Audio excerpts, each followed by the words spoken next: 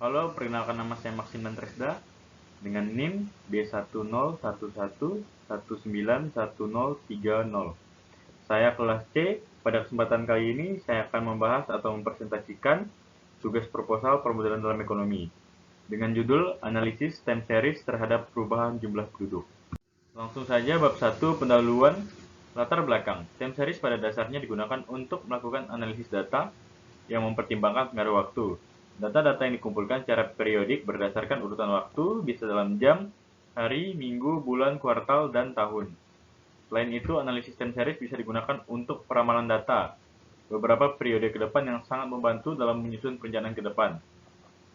Data time series terdapat dalam berbagai bidang, misalnya bidang ekonomi, yaitu data penjualan setiap hari, keuntungan perusahaan dalam setiap tahun, dan total nilai ekspor dalam setiap bulan. Metode yang sering digunakan dalam analisis runtun waktu atau time series ini adalah semi-average, moving average, dan least square. Di proposal ini saya akan menghitung tren jumlah penduduk selama waktu periode tertentu dengan metode least square.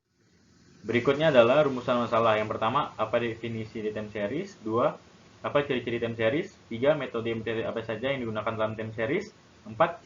Bagaimana cara menghitung tren jumlah angka penduduk di kota X dengan time series? Adapun tujuan dari penyusunan proposal ini adalah untuk mengetahui 1. Definisi time series dan ciri-ciri time series. 2. Metode-metode yang digunakan dalam time series. 3. Menghitung tren jumlah angka penduduk di kota X. Selanjutnya, bab 2, tinjauan pustaka. 1. Analisis time series dalam statistika deskriptif.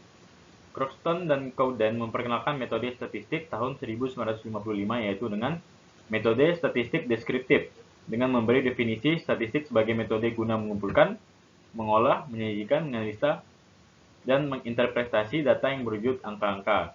Dalam metode statistik deskriptif terdapat berbagai jenis metode statistik. Salah satunya adalah analisis deret berkala. 2. Pengertian analisis time series atau deret berkala.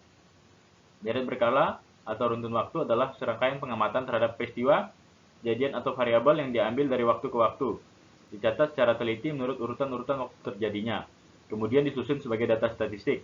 Dari suatu runtun waktu akan dapat diketahui pola perkembangan suatu peristiwa, kejadian atau variabel. Jika perkembangan suatu peristiwa mengikuti suatu pola yang teratur, maka berdasarkan pola perkembangan tersebut akan dapat diramalkan peristiwa yang bakal terjadi di masa yang akan datang. Jika nilai variabel atau besarnya gejala atau peristiwa dalam runtun waktu, serangkaian waktu diberi simbol Y1, Y2, Yn.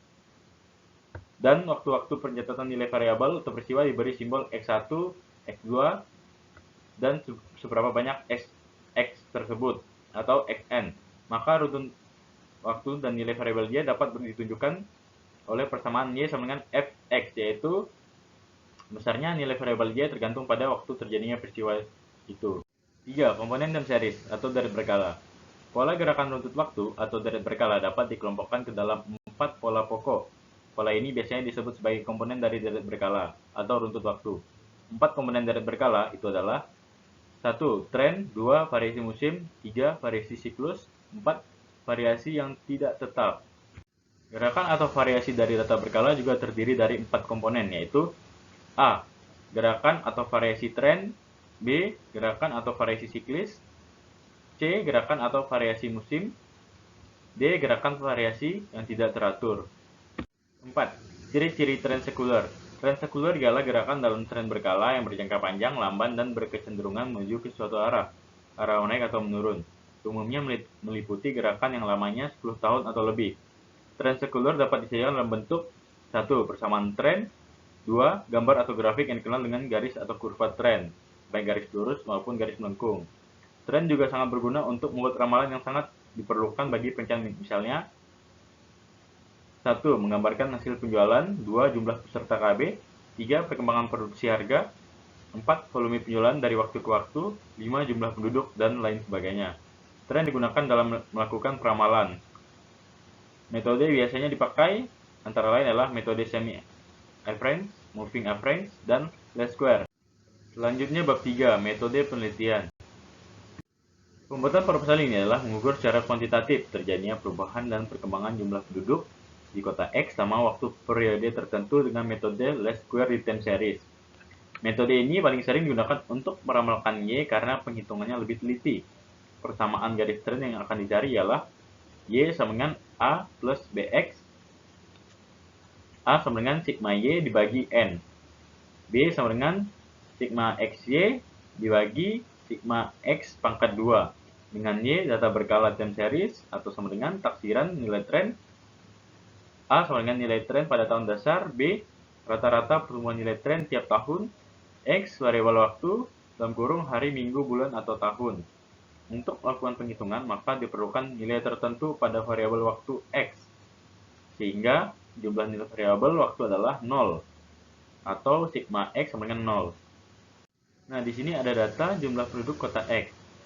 Yang akan saya hitung menggunakan metode least square berdasarkan jumlah tahun ganjil. Untuk N ganjil, maka jarak antara dua waktu diberi nilai satu satuan. Di atas 0 diberi tanda negatif, di bawahnya diberi tanda positif. Nah, di sini ada rentang waktu 2003 sampai 2011, di mana jumlah penduduk berdasarkan data ini terlihat datanya yaitu fluktuatif atau naik turun. Nah, untuk mempersingkat waktu langsung saja kita hitung menggunakan metode least square. Untuk jawabnya, A sama dengan sigma Y dibagi N sama dengan 13,408,600 dibagi 9 sama dengan 1,489,844,44. Untuk B sama dengan sigma XY dibagi sigma X pangkat 2 sama dengan 2,552,775 dibagi 60 sama dengan 42,546,25. Sedangkan Y sama dengan A tambah B dalam kurung X sama dengan 1,489,844,44 tambah 42,546,25 dalam kurung X. Mari kita masukkan X dalam rumus tersebut. Untuk tren jumlah penduduk tahun 2012 sama dengan 1,489,844 tambah 42,546,25 dikali 5 sama dengan 1,702,576 jiwa.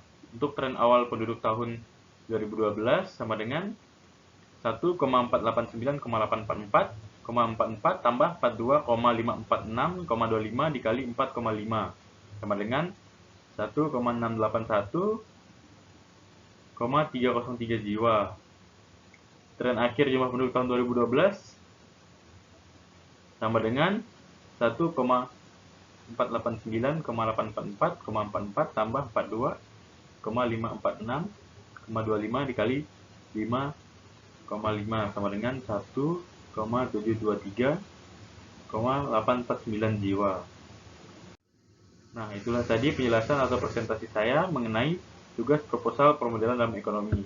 Sekian dan terima kasih.